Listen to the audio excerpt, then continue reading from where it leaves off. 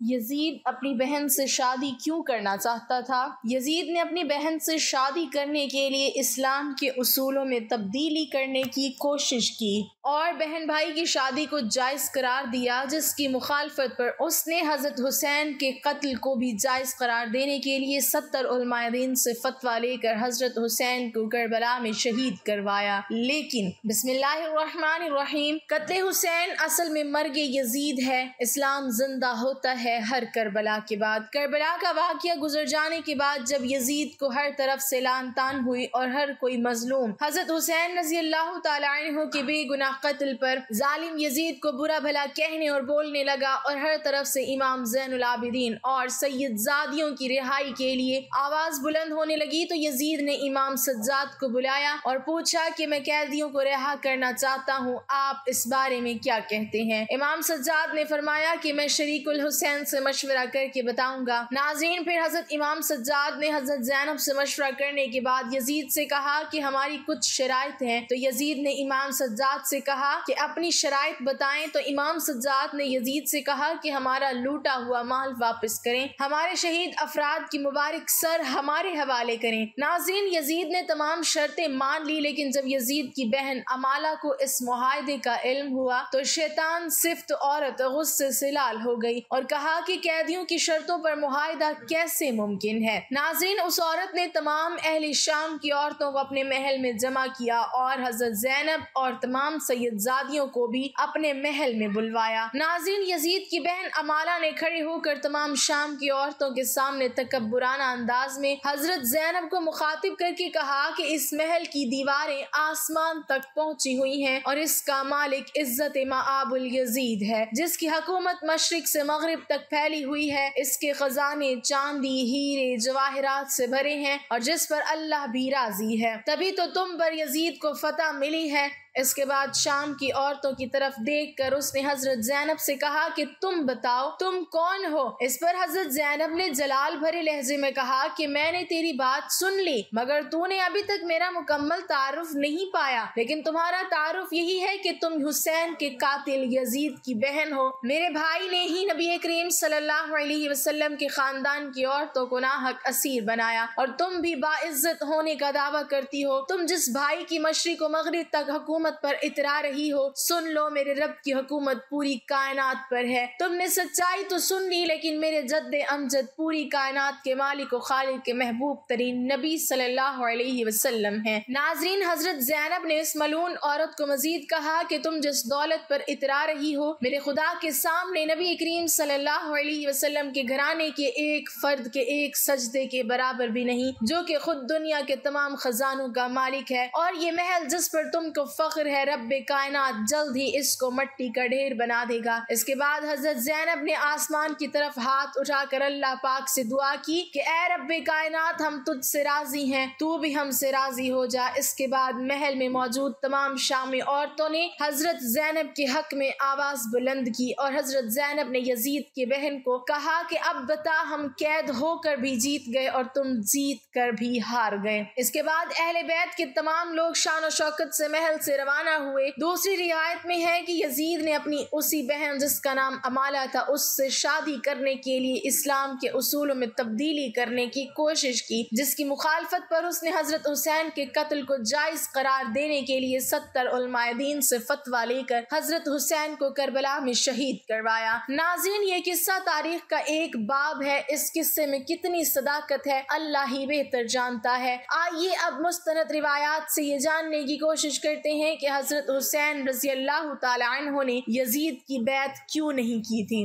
حضرت حسین نے اس ثابت قدمی کی مثال دکھائی، آپ کو ڈرایا دھمکایا گیا، آپ اور آپ کے ساتھیوں کو کئی دنوں تک بھوکا پیاسا رکھا گیا، حتیٰ کہ آپ اور آپ کے تقریباً تمام تر خاندان اور ساتھیوں کو بے دردی سے شہید کیا گیا، مگر آپ نے باطل کے ساتھ کسی مداہنت سے کام لیا اور نہ یزید کی بیعت کے لیے راضی ہوئے۔ سوال یہ ہے کہ یہ سب مشکلات، تکالیف اور اور قربانی انہوں نے کس مقصد کے لیے دی؟ کیا آپ تھوڑی مداحنت، نرمی اور سمجھوتا کر لیتے تو اچھا نہ ہوتا؟ یہ خیال عموماً لوگوں کے ذہنوں میں پیدا ہوتا ہے۔ آئیے اس پر بات کرتے ہیں۔ کچھ لوگوں کا خیال ہے کہ حضرت حسین اپنی خلافت قائم کرنا چاہتے تھے، اس لیے یزیدی فوج سے جا ٹکرائے۔ یہ درست ہے کہ انہیں کوفہ اور دیگر علاقوں سے بلاوے آئے تھے کہ آپ آئیں تاکہ آپ کو خلیفہ منتخب کیا جا سکے۔ انہیں وسیع عوامی حمایت کا وعدہ کیا گیا۔ بزرگوں نے آپ کو سمجھایا بھی کہ یہ دھوکہ لگتا ہے، مگر آپ نے جانے کا قصد کر لیا تو خاندان کے اکثر مرد و خواتین بچوں سمیت آپ کے ساتھ عازم سفر ہو گئے۔ تاہم حکومت سے لڑنا آپ کے پیش نظر ہوتا تو آپ مناسب جنگی تیاری کر کے جاتے اور عورتوں اور بچوں کو ساتھ ہی نہ لے جاتے۔ وہاں پہنچنے پر جب حضرت حسین کو پتہ چلا کہ حکومت کے ظلم و ستم کے خوف یا لالچ دیے جانے کے باعث لوگ آپ کا ساتھ دینے سے پہلو دہی کر رہے ہیں تو آپ نے واپسی کا ارادہ کیا۔ تاہم آپ کو واپس آنے کی اجازت کو اس بات سے مشروط کیا گیا کہ آپ یزید کی بیعت کر لیں۔ آپ مگر ایسا کرنے سے معتمل تھے۔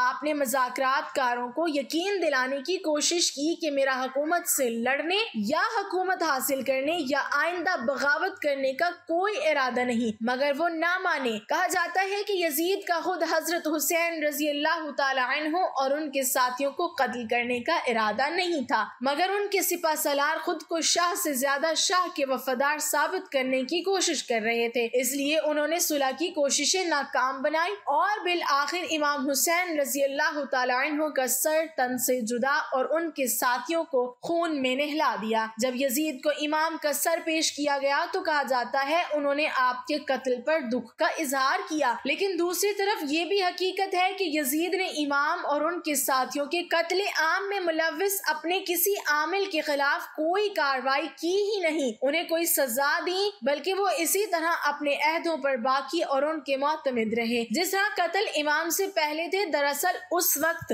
جو حکومت قائم تھی وہ لوگوں کی آزاد مرضی سے منتخب نہیں ہوئی تھی، بلکہ ایک موروثی بادشاہت تھی جو لوگوں کو اپنی بیعت پر مجبور کر رہی تھی۔ اسی طرح بالجبر حکومت قائم کرنے اور لوگوں کو بیعت اور اطاعت پر مجبور کرنے کی اسلام اجازت نہیں دیتا، یہ امامت برحق نہیں تھی۔ لہٰذا حضرت حسین نے سوچا کہ اگر وہ حق پر استقامت اور ثابت قدمی دکھانے کی بجائے یزید کی بیعت کر لیتے اور مصلحت گوشی پر مداحنت سے کام لے لیتے ہیں تو اس بات کا خدشہ تھا کہ رسول کریم صلی اللہ علیہ وسلم کا مقدس نواسہ ہونے کی بنا پر اہل اسلام آپ کے طرز عمل کو امام باطل و فاسق کی زور زبردستی والی بیعت کے لیے حجت سمجھ لیتے اور یہ ایک بڑی نظیر بن جاتا۔ آپ اگر چاہتے تو مزاحمت سے کام لے لیتے اور ظاہری طور پر یزید کی نقلی بیعت کر لیتے، اس طرح آپ اور آپ کے ساتھیوں کی جانیں بچ جاتی، مگر آپ نے ایمانی غیرت کا مظاہرہ کرتے ہوئے رخصت کی بجائے عزیمت کا راستہ اختیار کرنے کا فیصلہ کیا۔ یوں انہوں نے سکھا دیا کہ موت یا کسی دوسرے نقصان کے خوف سے حق کو چھوڑ کر باطل کی حمایت کرنا مردوں کا شیوا نہیں ہے۔ لہٰذا حضرت حسین رضی اللہ تعالی عنہ نے امام باطل کی بیعت کرنے سے انکار کر دیا اور اپنی قولی و عملی شہادت اور عظیم و شان قربانی کے ذریعے قیامت تک کے لیے لوگوں پر راہ عظیم پلازے کر دی۔ آپ نے سکھا دیا کہ اگر آئندہ حق و باطل کے درمیان اس طرح کا معرکہ برپا ہو،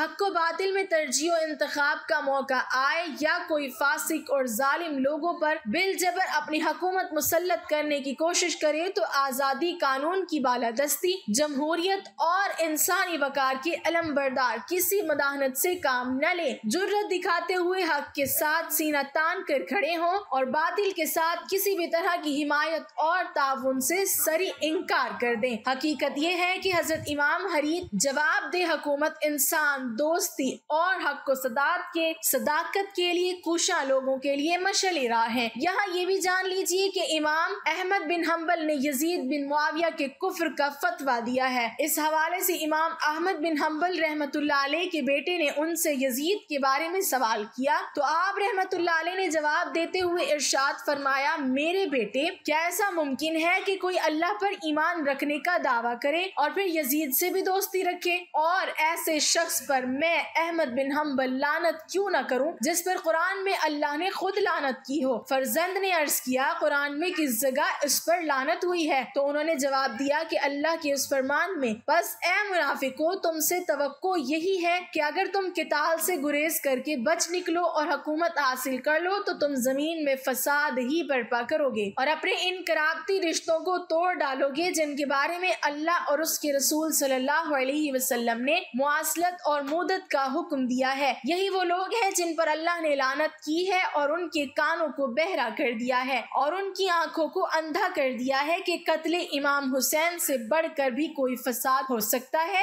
یزید کی ابتدائی زندگی اور حالات و واقعات اور اس کی زندگی پر اگر نظر ڈالی جائے تو معلوم ہوتا ہے کہ یہ نوخیز اور الگ قسم کا نوجوان ہے۔ مسلمان گھرانے میں پیدا ہونے کے باوجود اسلام کی اصل روح سے روشناس نہ ہو سکا تھا۔ یہی وجہ ہے کہ وہ اسلام اور اسلامی تعلیمات سے یکسر بازی تھا اور دینداری سے ہٹ کر اگر انسانی اقدار و قوانین کی بات کی جائے تو اس نے ان کو بھی پامال کرنے میں کوئی کسر نہ چھوڑی تھی۔ یعنی وہ اعلانیہ اپنی ماں، بہن، بیٹیوں تک کو شہوت کا نشانہ بناتا اور ان کے ساتھ نکاح کو جائز قرار دیتا تھا۔ بیان کیا جاتا ہے کہ حضرت عبداللہ بن حنظلہ رضی اللہ تعالی عنہ مدینے کے ان بزرگوں یعنی سرداروں میں سے تھے اور آپ اس وفد کا حصہ تھے جو اہل مدینہ کی طرف سے یزید کے حالات معلوم کرنے کے لیے یزید کے پاس گئے تھے۔ آپ کے ساتھ آپ کے 8 بیٹے بھی تھے۔ وہاں سے واپسی پر یزید نے آپ کو بطور خوش آمد 1,00,000 درہم دیے اور آپ کے بیٹوں میں سے ہر ایک کو 10,000 درہم دیے۔ اس کے علاوہ انہیں سواریاں اور خلعتیں بھی دیں۔ جب حضرت عبداللہ مدینہ منورہ پہنچے تو لوگ پوچھنے لگے کہ بتائیں وہاں کی کیا خبر ہے، آپ نے یزید کو کیسا پایا؟ آپ نے فرمایا میں ایک ایسے شخص کے پاس سے آ رہا ہوں، اگر میرے ان بیٹوں کے علاوہ کوئی بھی میرا ساتھ نہ دے تو میں پھر بھی اس سے ضرور جنگ کروں گا۔ لوگوں نے کہا کہ ہم نے تو سنا ہے کہ اس نے آپ کی خوب عزت و توقیر کی اور آپ کو کچھ مال و متاع سے بھی نوازا۔ آپ نے فرمایا ہاں یہ تو اس نے کیا اور یہ سب کچھ میں نے اس لیے قبول کیا کہ اس کے ساتھ میں اس کے خلاف تقویت حاصل کروں گا۔ یہ سن کر لوگ بھڑک اٹھے اور آپ کے ہاتھ پر بیعت کر لی۔ ایک زمانے میں اہل مدینہ نے بنو امیہ کو مدینہ شریف سے نکال دیا اور اعلانیہ یزید کی برائی بیان کرنے لگے۔ سامنے یزید کے خلاف حضرت عبداللہ بن حنظلہ کے ہاتھ پر بیعت کر لی۔ پھر حضرت عبداللہ نے فرمایا کہ اے قوم خدا سے ڈرو، بس خدا کی قسم ہم نے اس وقت تک یزید کی بیعت نہیں توڑی یہاں تک کہ ہمیں خوف ہوا کہ ظلم اور زیادتی کے سبب کہیں ہم پر آسمان سے پتھر نہ برس پڑے۔ یعنی برائی بہت ہی عام اور بڑھ گئی کیونکہ یزید ایک ایسا شخص تھا جو ماؤں، بیٹیوں اور بہنوں کے ساتھ نکاح جائز قرار دیتا تھا اور شراب بھی پیتا تھا۔ علامہ ابن حجر مکی رحمۃ اللہ علیہ نے تو اس روایت میں یہ بھی اضافہ کیا ہے کہ یزید وہ ظالم شخص تھا جس نے رسول اللہ صلی اللہ علیہ وسلم کی اولاد کو شہید کیا۔ ناظرین یہ ایک متفق روایت ہے جو تاریخ کی درجنوں کتب میں موجود ہے۔ اس کے مطابق حضرت عبداللہ بن حنظلہ رضی اللہ تعالی عنہ نے یزید کے ذہنی افکار کو بڑی وضاحت سے بیان کیا۔ یعنی ہر عقل و شعور رکھنے والا آدمی بآسانی یہ سمجھ سکتا ہے کہ یزید کے دل و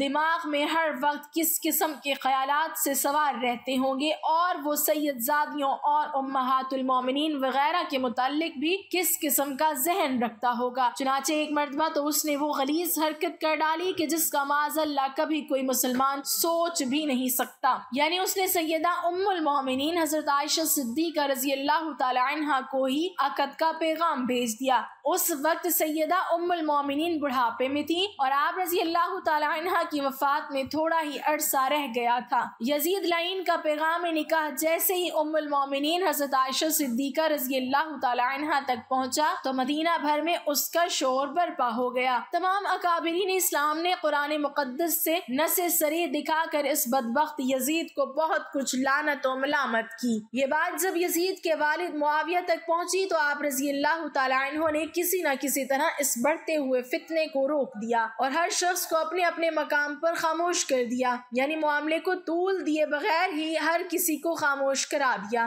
اس واقعے کا ذکر شاہ عبد الحق رحمۃ اللہ علیہ نے اپنے مشہور زمانہ کتاب مدارج النبوت میں اس مقام پر کیا ہے کہ یزید کے جوان مرنے کی وجہ لکھی ہے۔ آپ لکھتے ہیں کہ ایک تو یہی ہے کہ اس بدبخت نے حضرت ام المومنین سے عقد کی کوشش کی اور دوسرا یہ کہ اس نے حضرت امام حسین رضی اللہ تعالی عنہ کا ناحق خون بہایا۔ ہم مزید دیکھتے ہیں کہ خاوند خداوند عالم امہات المومنین کو رسول اللہ صلی اللہ علیہ وسلم کی تعظیم و تکریم کے لیے امت پر حرام گردانا ہے، اس لیے یہ عورتیں جنت میں بھی پیغمبر خدا کی زوجیت میں ہوں گی۔ چنانچہ ایک کتاب میں ہے کہ ایک دفعہ طلحہ بن عبداللہ نے کہا تھا کہ پیغمبر خدا کی وفات کے بعد میں بھی حضرت عائشہ سے نکاح کروں گا۔ چنانچہ طلحہ کے اس ارادے پر اللہ تعالیٰ نے قرآن مقدسہ کی وہ آیت نازل فرمائی جن میں کہ ازواج رسول صلی اللہ علیہ وسلم سے نکاح سے منع فرما دیا گیا۔ آپ آگے مزید لکھتے ہیں کہ بعض کتب میں یہ بھی لکھا ہے کہ یزید ملعون نے بھی ام المومنین حضرت عائشہ صدیقہ رضی اللہ تعالی عنہا سے عقد کی خواستگاری کی تھی، تب لوگوں نے اسے یہ آیت پڑھ کر سنائی اور وہ رک گیا۔ ناظرین، یہ غلیظ حرکت کس بنا پر تھی اس کے بارے میں ہم کچھ نہیں کہہ سکتے، مگر اتنا ضرور کہیں گے کہ وہ لوگ جو یزید کو صالحین امت میں کھڑا کرنے کی کوشش کرتے ہیں اور حافظ قرآن و قاری یہ حدیث ثابت کرنے کی کوشش کرتے ہیں تو وہ ذرا ہوش کے ناخن لیں، کیونکہ اگر وہ یعنی یزید ملعون قرآن مقدس کے احکامات پر ایمان لاتا تو اس کی آنکھوں میں جناب رسول اللہ صلی اللہ علیہ وسلم کی عزت و توقیر ہوتی اور وہ کبھی بھی ایسی ناشائستہ حرکت کرنے کی جرت نہ کرتا۔ اللہ پاک ہمیں ہر برے عمل سے بچائے اور ہمارا خاتمہ ایمان پر فرمائے، آمین۔